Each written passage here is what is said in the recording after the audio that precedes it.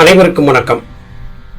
நாம் அவ்வப்போது சகோதர சகோதரிகள் நம்மிடையே எழுப்பக்கூடிய வினாக்களுக்கான விடையை என்னுடைய சிற்றறிவுக்கு எட்டிய வரையிலும் உங்களோடு பகிர்ந்து வருகிறேன். அந்த வகையிலே ஒரு சகோதரர் நமக்கு ஒரு மின்னஞ்சல் எழுதியிருந்தார். மின்னஞ்சல் வந்து பல நாட்கள் ஆகின்றன. அலுவல் காரணமாக இந்த மின்னஞ்சலுக்கான விளக்க பதிவை செய்ய இயலாது போய்விட்டது. தம்பி நம்மிடத்திலே கேட்டிருந்த கேள்வி, ஐயா, இறைவனுக்கு உருவம் இல்லை, இறைவன் ஜோதிமயமானவன் அல்லது ஆகாய வடிவானவன், பராபரத்தை ஒரு குறிப்பிட்ட வடிவத்திற்குள்ளே நிரப்பி காட்ட முடியாது என்றெல்லாம் மகான்கள் சொல்லி வருகிறார்கள். அடியனுக்கு ஒரு சிறு ஐயம். அப்படி என்றால் மோகன் முதலாகிய சித்தர்கள் இறைவனுக்கு கடவுளுக்கென்று சிலைகளை செய்தது ஏன்? போகர் நவபாஷாணத்தை கொண்டு முருகன் சிலையை செய்தார். இதை இன்றளவும் நாம் பழனிமலையிலே பார்க்கிறோம். இப்படி ஏன் செய்ய வேண்டும்? இந்த உருவ வழிபாட்டை வேண்டாம் என்று சொன்ன சித்தர்களே உருவ வழிபாட்டை மேலும் ஊக்கப்படுத்தும் விதமாக சிலைகளை செய்தது சரிதானா?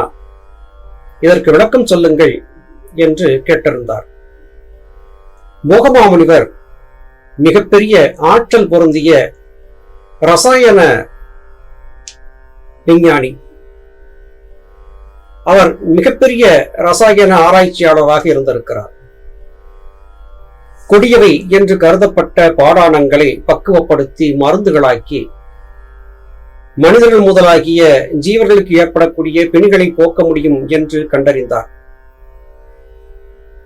ஒருவருக்கு புரியக்கூடிய மொழியிலே சொல்வது இயல்பான ஒன்று.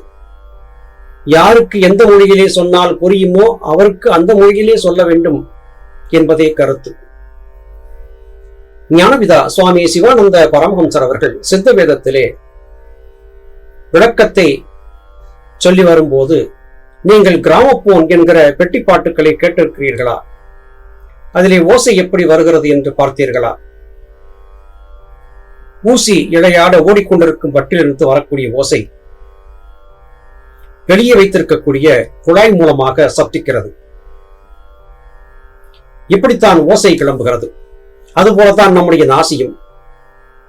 நாசி என்பது குழாயாக இருந்து நாம் பேசக்கூடிய பேச்சுக்களை வெளியே கொண்டு வருகிறது என்று சொல்லியிருந்தார்கள்.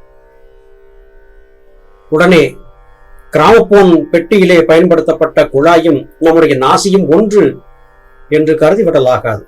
இது உதாரணத்திற்காக சொல்லப்பட்டது. அவரவருக்கு புரியும் விதத்திலே அன்றைய காலகட்டத்திலே இருந்த பொருட்களை கருவிகளை கொண்டு அவர்களுக்கு விளக்குவது என்பது மரபு. பொதுவாக மனிதர்களை பொறுத்தவரையிலும் தாங்கள் சொல்ல வந்த கருத்துக்களை மொழி வடிவிலே சொல்வதற்கு முன்னால் ஆரம்பத்திலே ஓவியங்களை வரைந்துதான் தங்கள் செய்திகளை மற்றவர்களுக்கு புரியப்படுத்தினார்கள். இன்றும் கூட பற்பல இடங்களிலே குகைகளிலே பாறை ஓவியங்கள், கற்கால மனிதர்கள் வரைந்ததாக கருதப்படக்கூடிய ஓவியங்கள் இருப்பதாக கண்டறிந்து சொல்லுகிறார்கள். இந்த ஓவியங்கள் என்பவை மனிதர்கள் தங்களுடைய எண்ணத்தை, கருத்துக்களை மற்றவர்களுக்கு புரியப்படுத்துவதற்காக பயன்படுத்தினார்கள். அது இன்றளவும் தொடர்கிறது. ஒருவர் உங்களுடைய வீடு எப்படிப்பட்டது என்று மற்றவரிடம் கேட்கிறார். உடனே அவர் காகிதத்திலே ஒரு வரைபடத்தை வரைந்து இப்படித்தான் என் வீடு இருக்கிறது என்று சொல்லுகிறார். இது வரைபடமே அல்லாது வீடு அல்ல. வரைபடம் என்பது வேறு, வீடு என்பது வேறு. மிகப்பெரிய பிரசித்தி பெற்ற ஆலயங்கள், மதுரை மீனாட்சி அம்மன் ஆலயம், திரு ஆனைக்காவிலே இருக்கக்கூடிய ஆலயம், திரு அண்ணாமலையிலே இருக்கக்கூடிய ஆலயம், இப்படி ஆலயங்களை எல்லாம் ஓவியங்களை கொண்டும் புகைப்படங்களை கொண்டும் நாம் அடையாளம் காட்டுகிறோம். அதன் வடிவத்தை பார்த்து ஏற்கனவே தெரிந்தவர் பார்த்த மாத்திரத்தில் இதுதான் மீனாட்சி அம்மன் ஆலயம் என்று சொல்லுகிறார். இந்த வரைபடம் என்பது ஆலயமா என்றால் இல்லை, இது படம். ஆனால் இந்த படத்திற்குள்ளே மறைந்திருப்பது மீனாட்சி அம்மனுடைய ஆலயம். பொருள் அதுதான். அதுபோல மனிதர்களுக்கு அவர்களுக்கு புரியும் விதமாக தாங்கள் சொல்ல வந்த கருத்துக்களை சொல்வதற்காக ஓவியங்களாக, சிற்பங்களாக சித்தர்கள் சிலவற்றை காட்டிக் கொடுத்தார்கள். அதிலே போகமாமுனிவருடைய எண்ணம் மிகவும் உயர்ந்தது. பழனிமலையிலே குன்றின் மேலே நவபாஷாணங்களால் கட்டப்பட்ட முருகன் சிலையை செய்து வைத்ததன் மூலமாக வழிபாடுகளை செய்து கொண்டிருந்த மக்கள் மழை பெய்யும் போது முருகன் சிலையிலே பட்டு வழியக்கூடிய தண்ணீர் அருகிலே இருக்கக்கூடிய சரவண பொய்கை மற்றும் குளங்களிலே சென்று தேங்கும். இந்த ஆலயத்திற்கு வழிபாடு செய்வதற்காக வருபவர்கள் பொதுவாக பெரிய ஆலயத்தின் தத்துவம் என்பதே மூர்த்தி தலம் தீர்த்தம் என்று சொல்லுவார்கள். சிலை வழிபாடு தலப்பெருமை தீர்த்த பெருமை என்று சொல்லுவார்கள். எனவே முருகனை வழிபட வரக்கூடியவர்கள் இங்கே இருக்கக்கூடிய தீர்த்தத்திலே குளித்து முருகனை வழிபாடு செய்து முருகனுக்கு அபிஷேகம் செய்து அந்த பிரசாதங்களை வாங்கி உண்ணும் போது இந்த நவபாஷாணத்திலிருந்து வெளிப்பட்ட மருத்துவ தன்மைகள் மருத்துவ குணங்கள் மக்களுடைய நோயை பிணியை போக்கும் என்பதற்காகவே இதை செய்தார்கள். இவை எல்லாமே நன்மை கருதியே செய்யப்பட்டவை. இதை சரியாக புரிந்து கொள்ள வேண்டும். தஞ்சை பெரிய கோயில் நிர்மாணிக்கப்பட்ட போது ஆலயத்தின் சிற்பங்கள் எப்படி இருக்க வேண்டும், ஆலயத்தின் கட்டுமானம் எப்படி இருக்க வேண்டும் என்பதையெல்லாம் ராஜராஜ சோழனுக்கு அருகாமையிலே இருந்து அறிவுரை சொல்லி முழுமையாக அதை நிறைவேற்றி கொடுத்தவர் கருவூரார் என்கிற சித்தர். அந்த சித்தருக்கு தெரியும் இவை வடிவங்கள், இவை உண்மையான தத்துவங்களை குறிப்பதற்காக வெளியிலே கொடுக்கப்பட்ட வடிவங்கள் என்று. மிகப்பெரிய உன்னதத்தை பெற்றிருந்த கருவூர் சித்தர் சிலை வழிபாடுகளை ஆதரித்தார் என்று கொள்ள வேண்டுமா என்றால் இல்லை. மனிதர்கள் தாங்கள் செய்யக்கூடிய தவறுகளுக்கு வருந்துவதற்கும் தங்களை மேன்மைப்படுத்திக் கொள்வதற்கும் ஒரு சிறிய ஆறுதலான வழிகாட்டுதல் இருக்க வேண்டும் என்பதற்காக இவை உருவாக்கப்பட்டன. அன்றையும் அந்நாட்களிலே ஒவ்வொரு நாட்டிலும் மற்ற நாட்டினரால் ஏற்படக்கூடிய போர்கள் அதிகம். இப்படி போர்கள் வரும்போது ஆலயங்களை தீண்டுவது என்பது அன்றைய மன்னர்களின் மரபிலே இல்லை.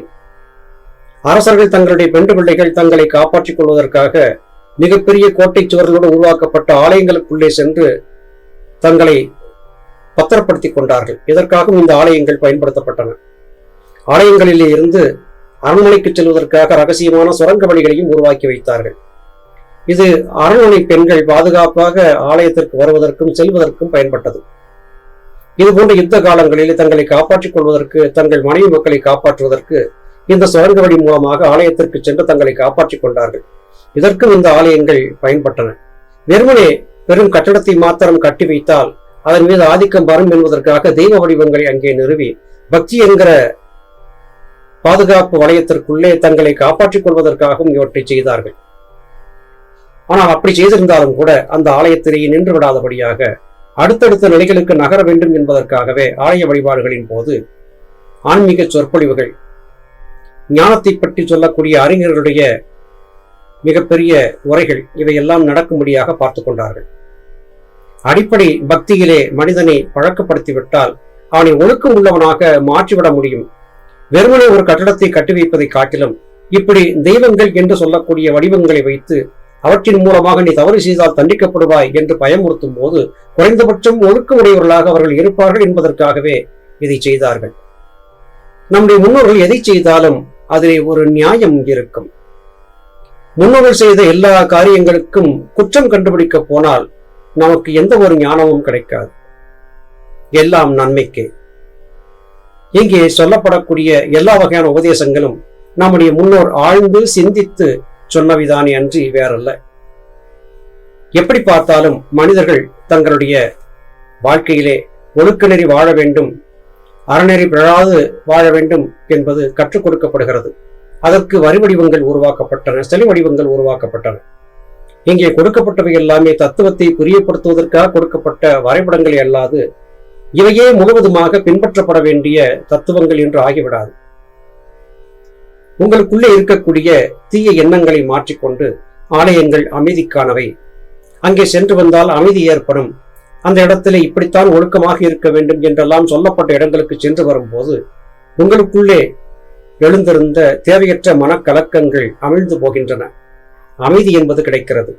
சுத்தமான மனம் என்பது வாய்க்கிறது.